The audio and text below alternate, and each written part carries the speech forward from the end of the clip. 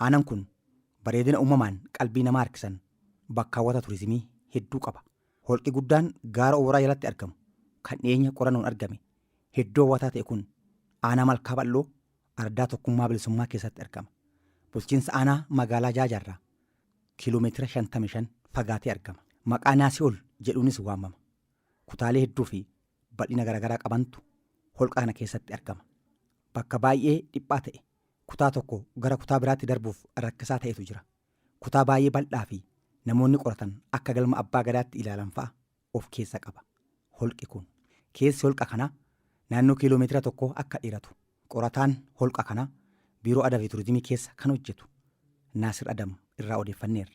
Amma baay'ee gammannee ulaa dhibboo irraa baanee amma gammachuun deemaa jirra.